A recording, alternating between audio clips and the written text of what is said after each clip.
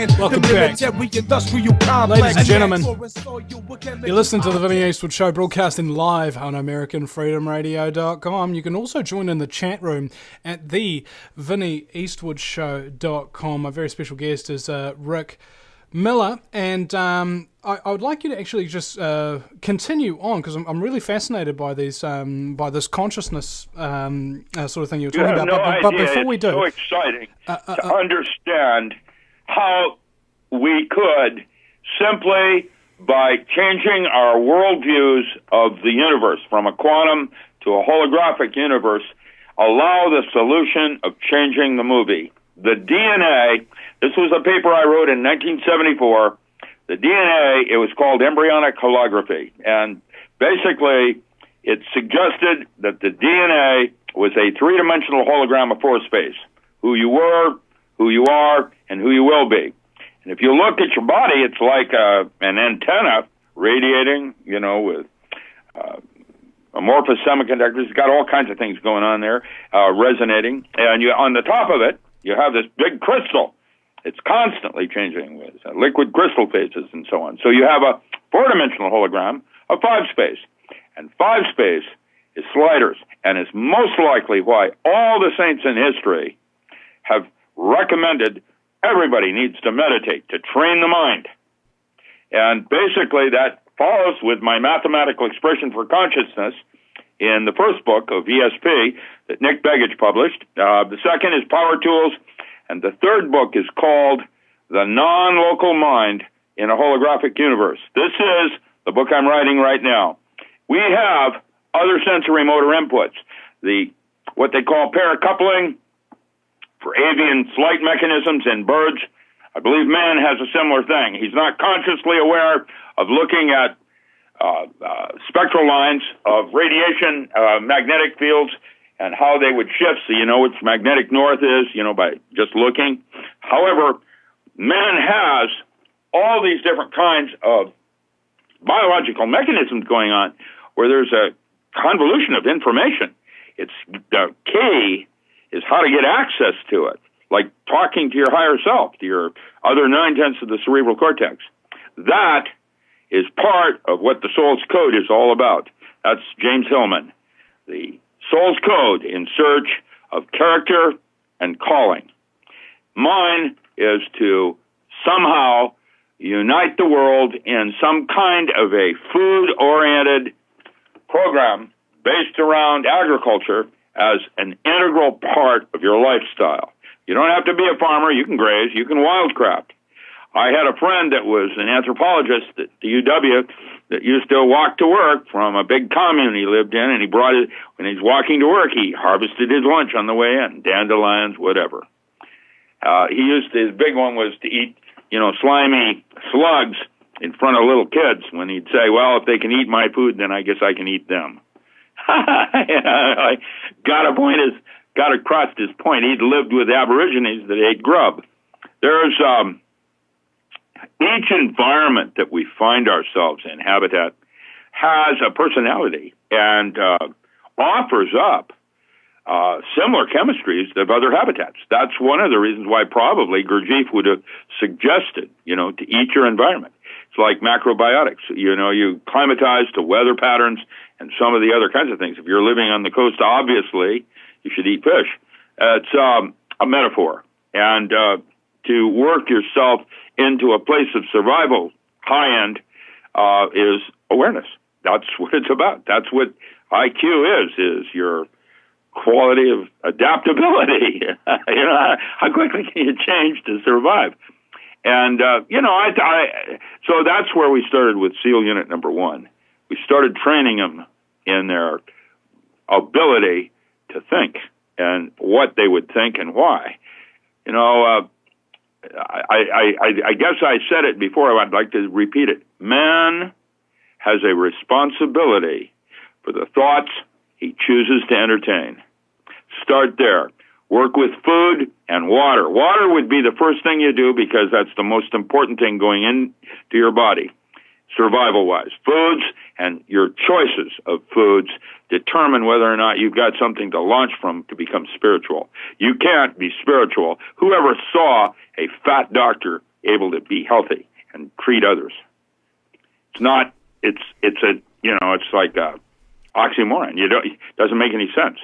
The doctor can't do that to himself. How is he going to do it for you? It's a metaphor. Always in metaphor.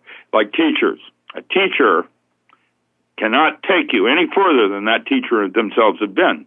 Now, that doesn't mean it stops you from going other places that teacher is not. That's why you have other teachers. And what you're doing now is trying to, I would hope, take personal responsibility for your own evolution. It isn't going to be handed to you like the rapture. You're going to have to go out and earn it.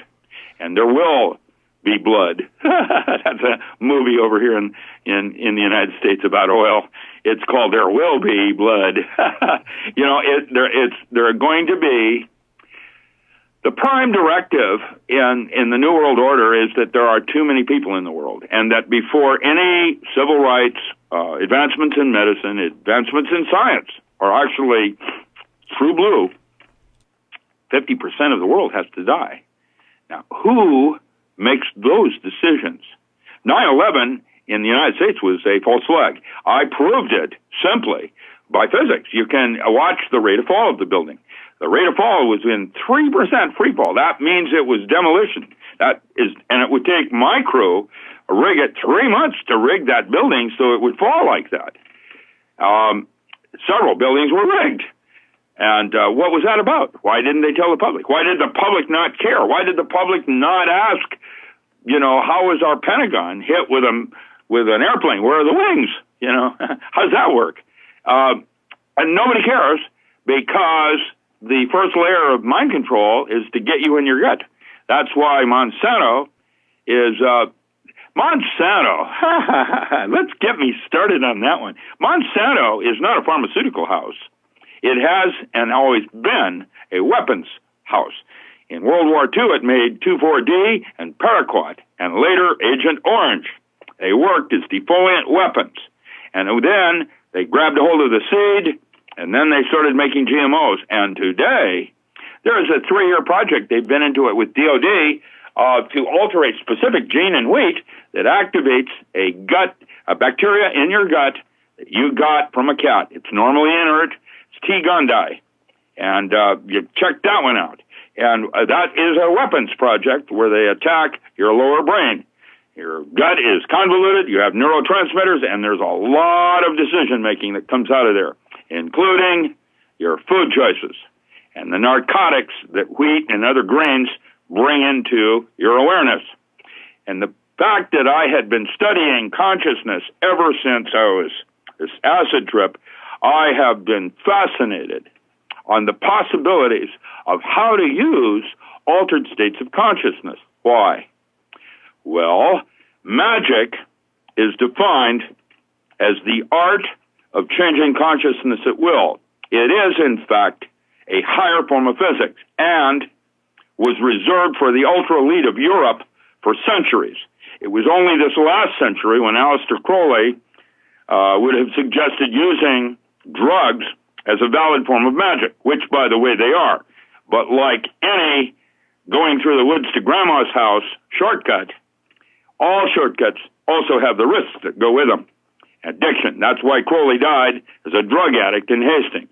And so it's not a good thing or a bad thing. It's a be aware thing and not just shun away emotions and other kinds of things. They're a richness of what makes us, a superior species. Now, even then, I have a problem with man being the center of the universe because guess what? I believe there are 4 mammals on this planet that are more evolved technically than man. I think I can argue some serious arguments. I was with Carl Sagan when we did Day of the Dolphin in John Lilly's labs.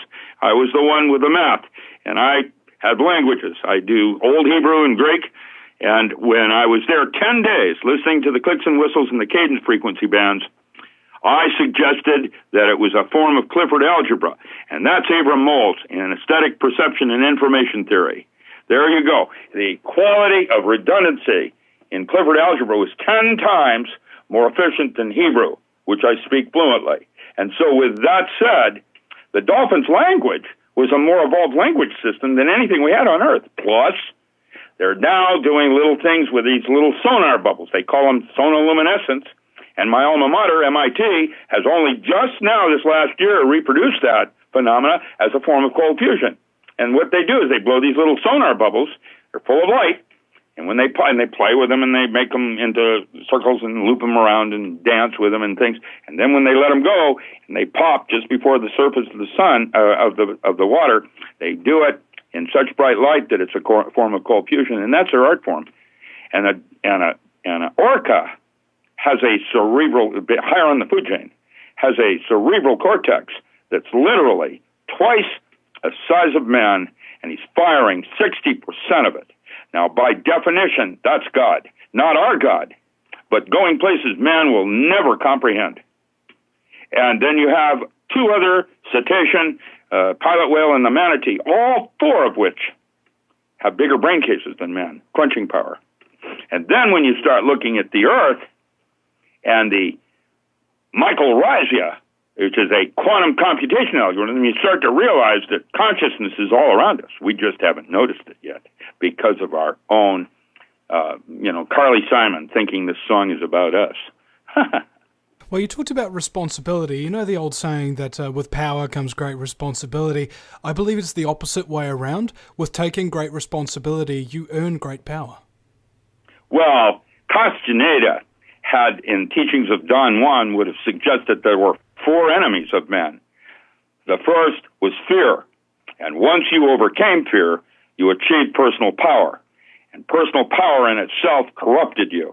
And then when you started to see things more clearly, the clarity became also an enemy. What was the fourth enemy? What I'm currently enjoying, old age. Well, I think as youth is wasted on the young is another great old saying there. That whole idea that power corrupts and total power corrupts totally, there's nothing wrong with that.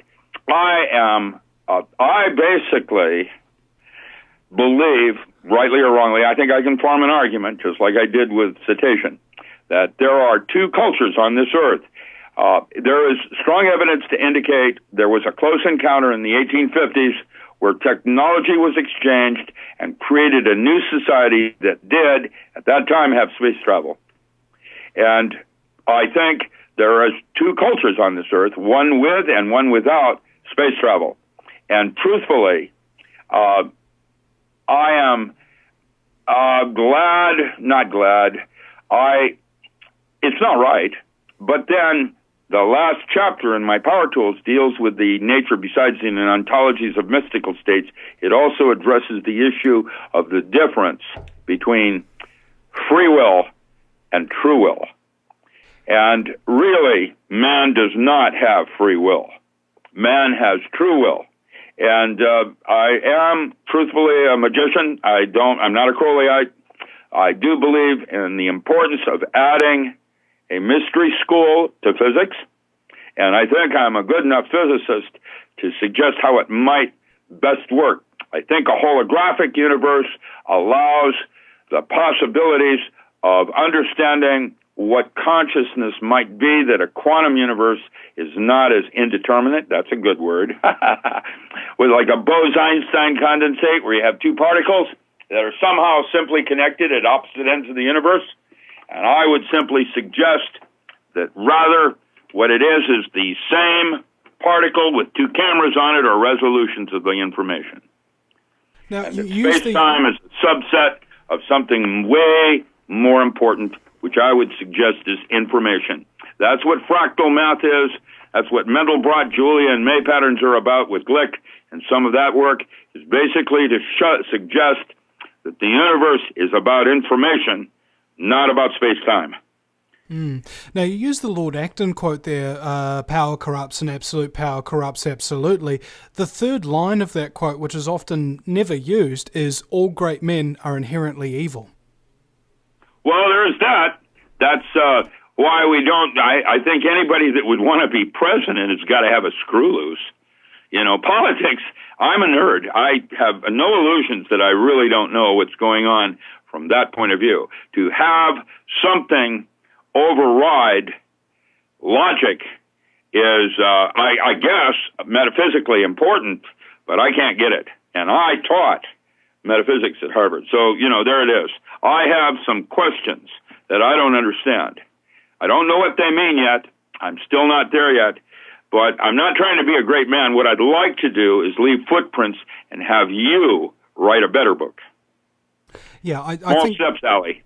Just like in the movie Contact. Well, this is the thing, is that you only have a certain amount of time on this earth, and once you're gone, your knowledge will die with you unless it's recorded and put down for posterity's sake, so that future generations will be able to look on the things that were done 100+ years ago and go, hey, this guy was way ahead of his time, and advance their research and their creativity and their understanding of the universe as it stands.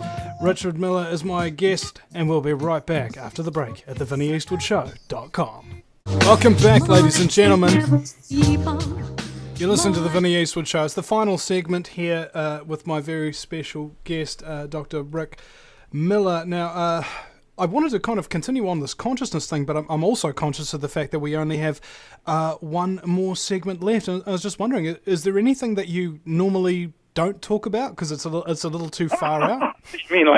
You mean David Bowie falling to Earth?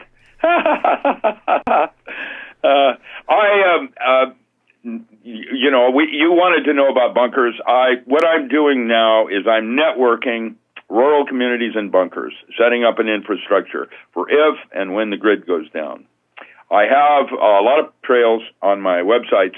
My website, I guess you could give them my website. I'm richardallenmiller.com, and ALAN for Allen.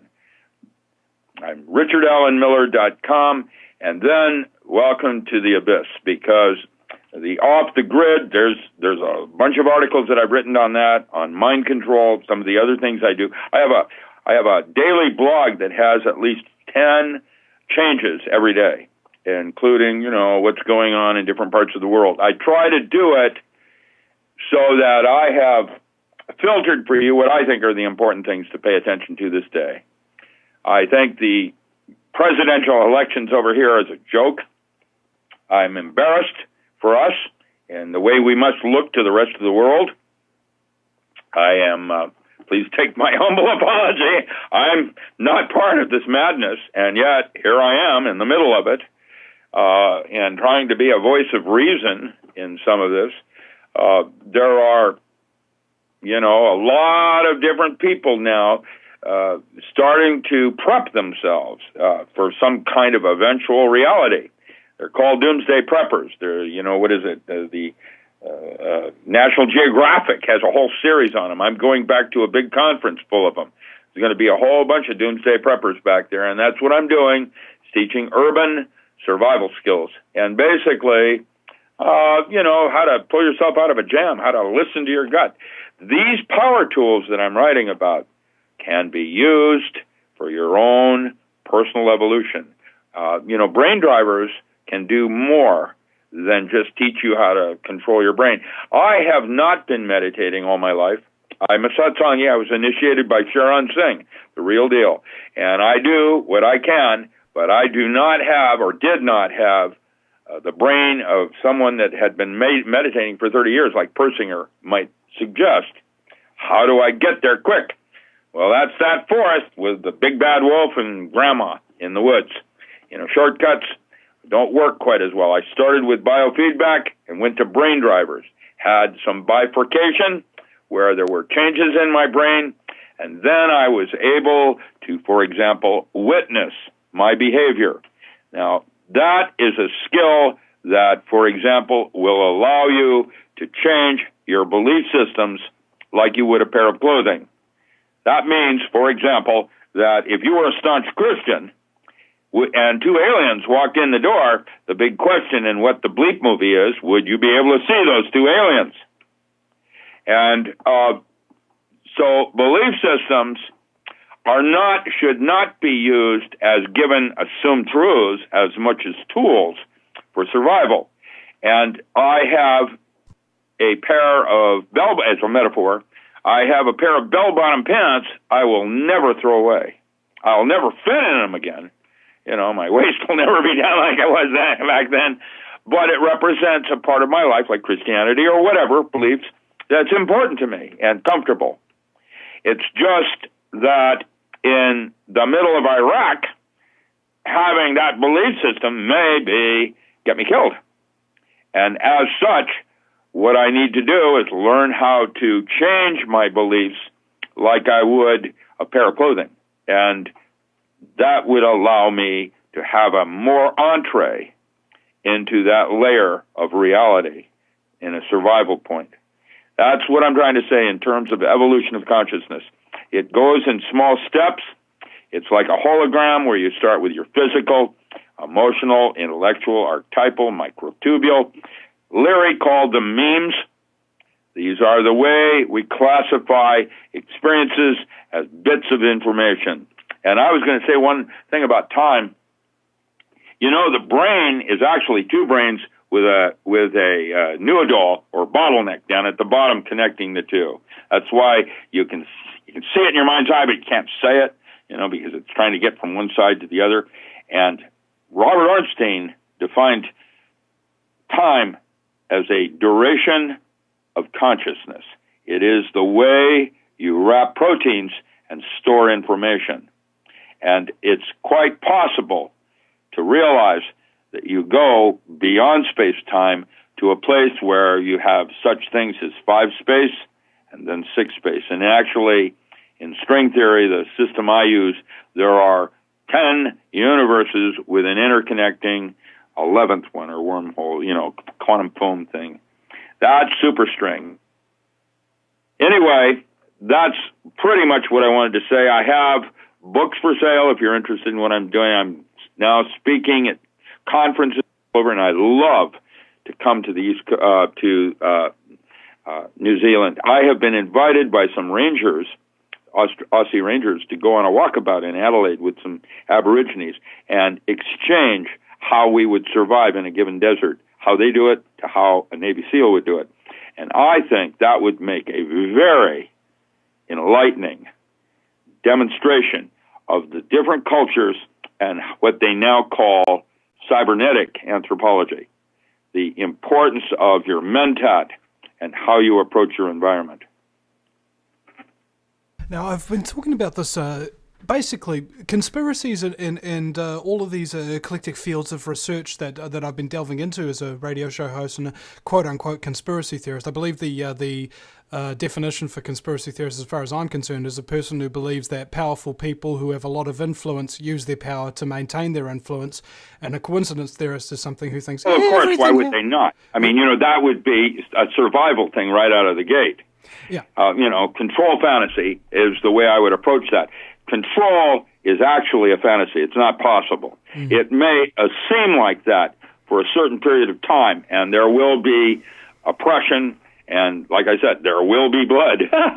But really, man is moving nicely forward and backward. I think it was Rudolf Steiner that said we're actually literally devolving.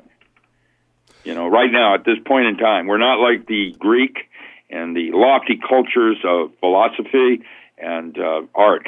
And what I would love to do is somehow reinstate the importance of magic as a more advanced form of physics where, like a woman, the way she would drive and I don't mean a woman, but I'm using like an individual. When they get in an automobile, they don't necessarily just think about how an internal engine combustion works. They go through rituals. They put the key in this way and they turn it that way. They have expectations of what should happen next. And to some extent, that is a magical way of thinking. That's the way we live right now, your iPods. What's wrong with the picture, though, with these Christian groups that would have their kids use iPods and yet want to also teach them creationism? I don't get it. That's a Bill Nye thing, the science guy. And he had death threats by just suggesting that. Can you imagine? And his point was that mentat isn't going to make any more food in the world for people. It's going to hurt people, not help people evolve. So why would you want to foster those kinds of beliefs in the light of the technology that you're also embracing? There's an incongruity there. Now, I've thought of it like it's a world of possibilities, and for each new thing you learn, it's another possibility. It may not necessarily be and true. 100% like true. I said about conspiracies, imagination is all there is, which means how could there not be conspiracies? How could there not be aliens? The very fact that you can imagine them in your mind's eye automatically makes it real. See, I feel confused sometimes, Rick, and I've kind of tried to silence that confusion that I've been feeling a lot recently, in fact, by thinking that everything I know or believe that over time has since been proven to be wrong, right? So I've become to... Oh, that's pretty much the philosophy of Plato. Now, basic form. The constructs are that you need a foundation from which to integrate an event or data. And so that's the purpose of ritual, like preparing the food before you eat it, that kind of thing. That's why the Japanese in their tea service, where they have elevated the art of food to a point where it's like a ritual, like shabu shabu. Now, that is a type of relationship I would suggest in everyday life, across the board, in everything that you did, that you had metaphor going on. And that if you chose, that's chapter 6 in my book of Power Tools. That's a power tool, to see things in layers of a hologram where there's less and more. Most of us are pretty much caught up in the physical plane because of, survival, food, money, that kind of thing. None of it's real. Even if they put you in jail, you're still going to have everything you need. It's a question of what you want to what you need, and the war that goes on between the savage and the civilized part of you. That's another book I've written called The Modern Alchemist. The dialogues that you have within yourself and the various stages of enlightenment that you have to go through, including such things as Dark Night of the Soul. Well, Rick, I want to thank you very much for coming on the show today. Ladies and We'll gentlemen, have to do it again. Yeah, hell yeah. Cool, that'd be fine. I can go anywhere you want. Well, and after this, I'll connect you via Skype, and we'll have a chat with the listeners as well. It's off air, just off the cuff and what have you, if you're willing to donate a bit more of your valuable time. Other than that, ladies and gentlemen, I believe that everything I know to be true is in fact wrong. So when I'm proven wrong, it means I'm right about being wrong. But if I am proven correct, I'm pleasantly surprised. And luckily, my confusion goes away. If you take an active interest in maintaining the optimum health and well-being of yourself and your family, the New Zealand Journal of Natural Medicine is the magazine you've been waiting for. Having taken Australia and New Zealand by storm, the New Zealand Journal of Natural Medicine is now available in the UK and Europe. Visit www.nznaturalmed.co.uk or call 01626 337 531 to order your copy now.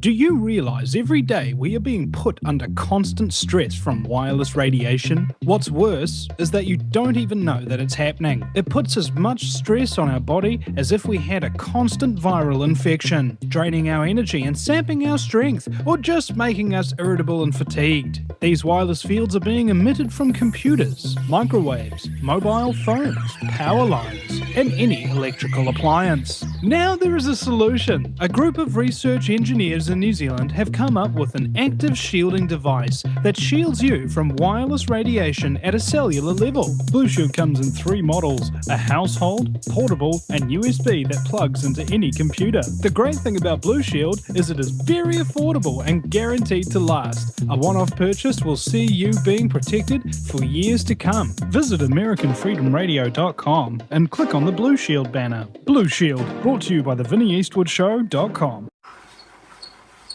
No matter where you live, globalism affects you. Did you know that the Vinnie Eastwood Show has more subscribers than New Zealand Herald TV and is New Zealand's most popular YouTube news channel, where warm-hearted humour and a list of awesome guests talk about crucial issues which the mainstream media ignore? A show where you the listener, can phone up with questions, comments and suggestions of guests. Vinny is building a hub to connect truthers with raw information they need to become active. He can help you gain further skills such as website building, producing audio and video, and creating revenue streams in your own multimedia environment. Because Vinny supports such a wide range of people in the truth movement, he is not government or corporate backed and relies entirely on your donations. Give now, give generously, or subscribe for $10 a month for access to ad-free video archives. Just visit thevinnieeastwoodshow.com and click donate.